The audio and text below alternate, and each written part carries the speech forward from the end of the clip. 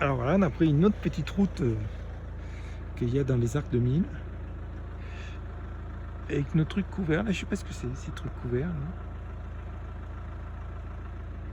Voilà, et on est encore bloqué, bien bloqué par la neige, etc. Donc là c'est apparemment des télécabines. Là ça doit être des télésièges ici. Et là ça doit être une télécabine. Vous voyez Paradis Ski, puisque les Arcs c'est les principales stations de Paradis Ski, mais l'ensemble avec les deux autres stations forment la Paradis Ski. Tout est relié en fait, hein, tout est relié au niveau des stations de ski et tout. C'est assez impressionnant.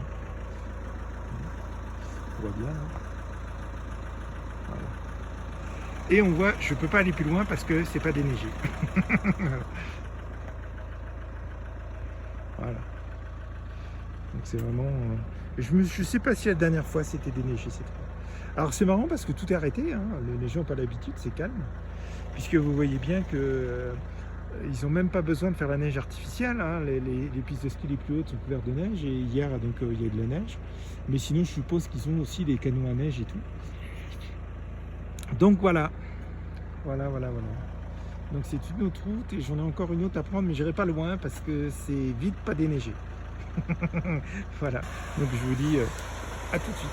Alors voilà, nous descendons des arcs 2000 et des arcs 1950. Alors je ne peux pas vous faire voir en voiture les arcs 1950, on ira se promener, parce que c'est entièrement piétonnier. C'est pour ça que ça s'appelle le village, c'est très joli.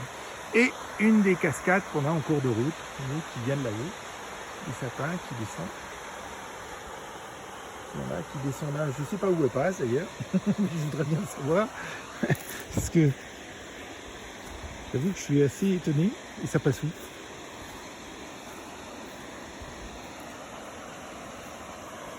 D'accord, ça passe en dessous là. Et ça doit être là, aller ressortir là, normalement. Il va bien y avoir un passage. Voilà, on entend et on voit pas. Mais ça ressort. Ah oui, ça ressort là. Je sais pas si vous voyez l'eau qui coule. Voilà, ça ressort là. Donc il y a eu un passage pour la route. Et ça ressort là. Et il y a un autre petit passage, vous voyez, parce qu'il y a un chemin là. Et après le torrent il continue là. Voilà. Donc c'est une des cascades. Il y en a une qui est beaucoup plus impressionnante, mais qu'on voit moins bien. Alors on a, c'est les arcs 1950, je crois. Voilà.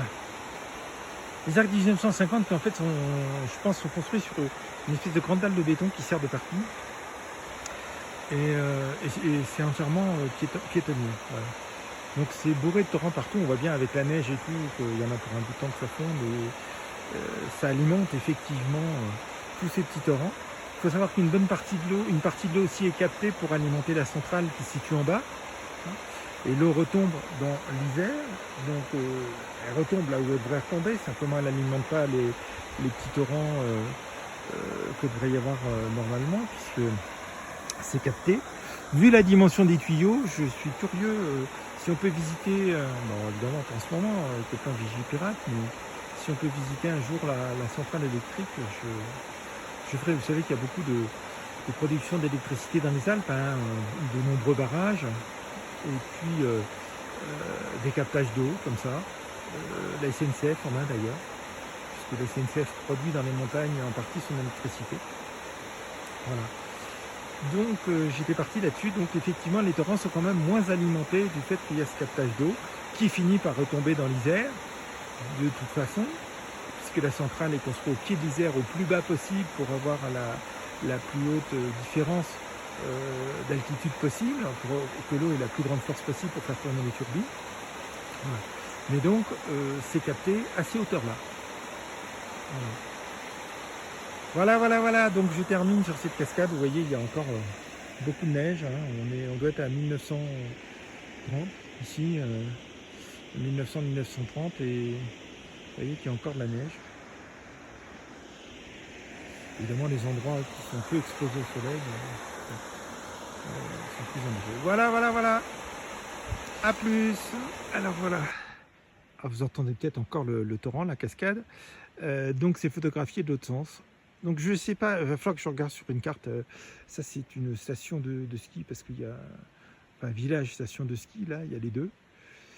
Et parce que il y a des pistes de ski. Voilà. Alors Tignes n'est pas loin, Val d'Isère non plus, donc toutes les hautes stations. Et donc là on est dans les. Je ne sais pas si c'est le massif du Mont Blanc qui commence là, mais il est un peu plus à droite le Mont Blanc en fait.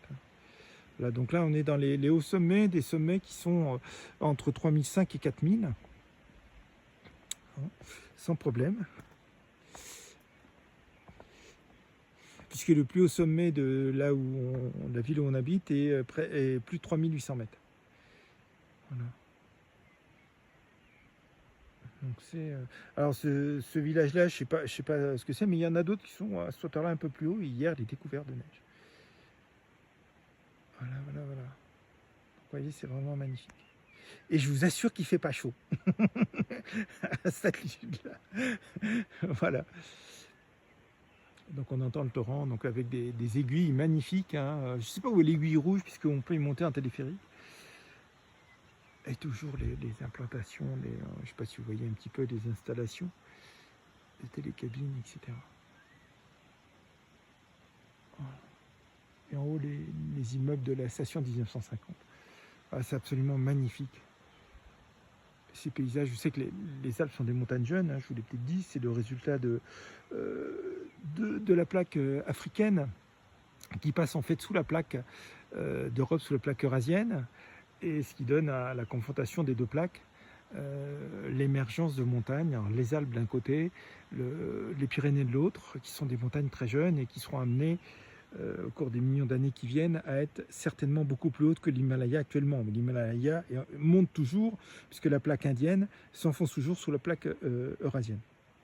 Comme ça que des continents du passé sont disparus, puisqu'ils sont en dessous, ils sont en train de passer en dessous. Et quand ils auront franchi toute la longueur des continents, ils vont réapparaître de l'autre côté. C'est assez marrant le jeu des plaques. Voilà. Voilà, voilà, voilà. Et ben je vous dis à plus.